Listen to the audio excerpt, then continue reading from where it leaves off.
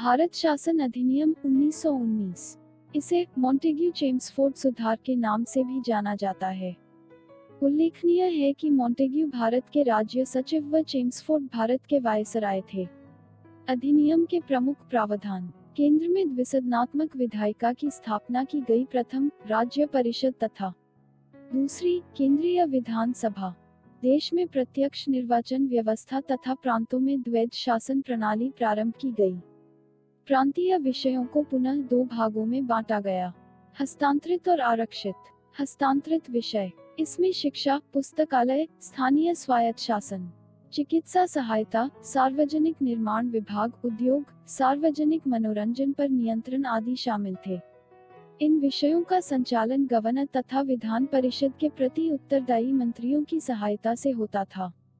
आरक्षित विषय: रक्षा, विदेश मामले, वित्त, भूमि, कर, अकाल सहायता, न्याय, पुलिस, पेंशन, छापखाना, समाचार पत्र, सिंचाई, जलमार्ग, कारखाना, बिजली, गैस, श्रमिक कल्याण, औद्योगिक विवाद, मोटर गाड़ियां, छोटे बंदरगाह एवं सार्वजनिक सेवाएं आदि।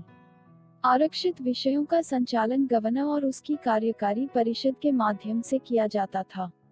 विधान परिषद में 3 प्रकार के सदस्यों की व्यवस्था की गई: 1. निर्वाचित, 2. मनोनीत सरकारी, 3. मनोनीत गैर सरकारी। निर्वाचित सदस्यों की संख्या लगभग 71%, मनोनीत सरकारी सदस्यों की संख्या लगभग 18% तथा मनोनीत गैर सरकारी सदस्यों की संख्या 11% रखी गई थी। सीमित मताधिकार तथा सांप्रदायिक निर्वाचक मंडल की व्यवस्था की गई। इसके तहत लोक सेवा आयोग का गठन किया गया। निर्वाचक क्षेत्रों को 2 भागों में विभाजित किया गया: सामान्य तथा विशिष्ट। सामान्य वर्ग में हिंदू, मुस्लिम, ईसाई, आंग्ल भारतीय, सिख आदि, जबकि विशिष्ट वर्ग में भूस्वामियों, विश्वविद्यालयों, व्यापार मंडलों आदि का प्रतिनिधित्व निर्धारित किया गया।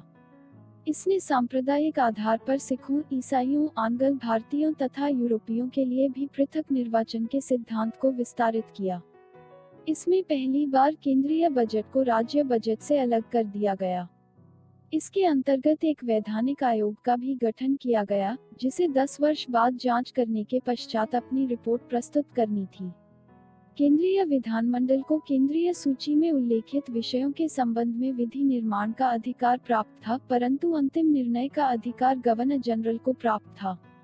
प्रांतीय विधानमंडल को प्रांतीय विषयों के संबंध में विधि निर्माण का अधिकार प्राप्त था, परंतु ये अधिकार गवर्नरों के अधिकारों के कारण अत्यधिक सीमित थे।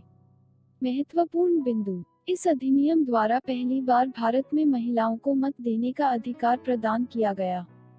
प्रांतों में द्वैध शासन के जनक लियोनेल कर्टिस माने जाते हैं। यह अधिनियम भारतीयों की आकांक्षाओं की पूर्ति करने में असफल रहा।